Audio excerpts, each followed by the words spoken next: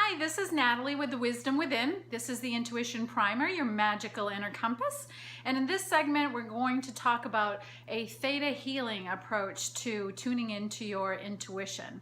In the prior two segments, we discussed the 6-step process and a couple of variations, including the radio dial technique and the white room or the blank canvas.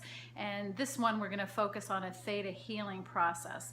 So just a quick refresher, the 6 steps are to say your prayer of intention, to only pull in the highest love and light, and let that highest source of light be your source of information. There's all kinds of different energy out there, so we always want to make sure we're pulling in the highest source of information, the divine source. And so say a prayer, get quiet, ask a question, then be aware of what's coming in, document, and then give thanks. Those are the 6 basic steps.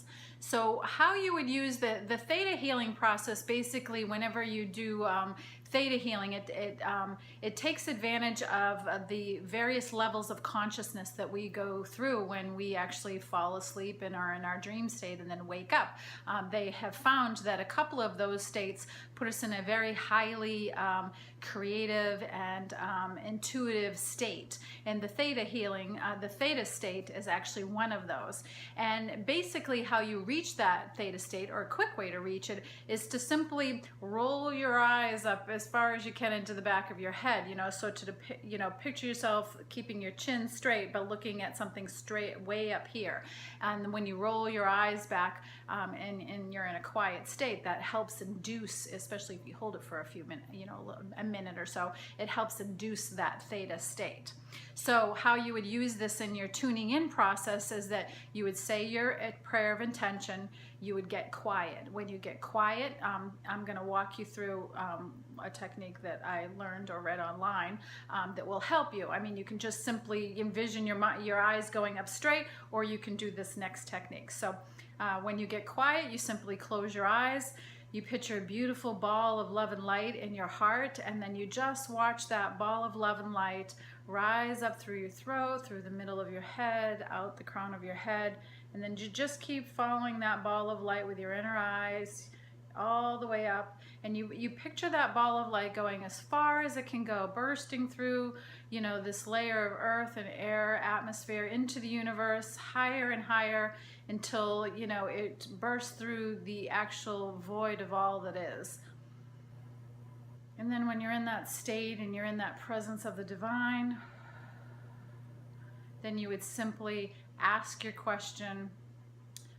And it could be your own question, it could be the question of a client with you, or a friend or a family member, whatever that question is. And now you're in a state that is a little more open, a little more intuitive. And then again, you just get quiet and be aware of what's coming in.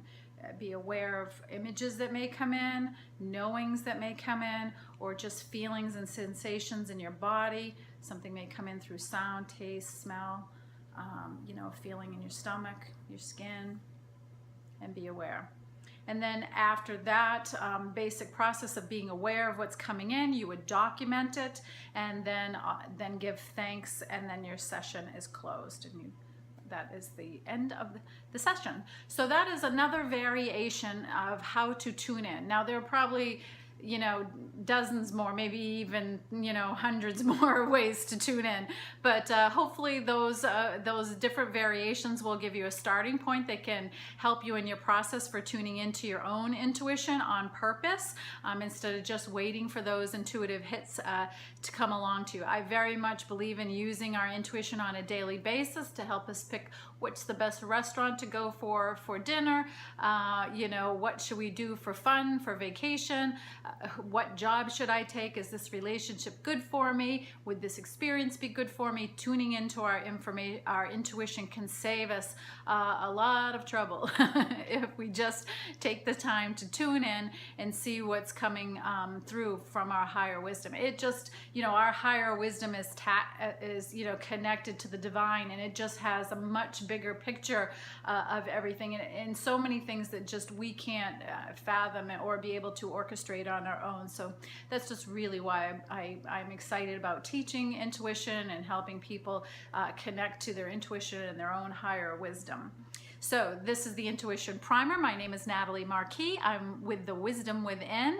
And in the next segment, we'll be wrapping things up and talking about, let's see, different ways to work with your intuition in a concrete way. I just kind of named a few that you could do, but we'll do that more specifically and we'll wrap things up in the next segment. So thank you for joining me.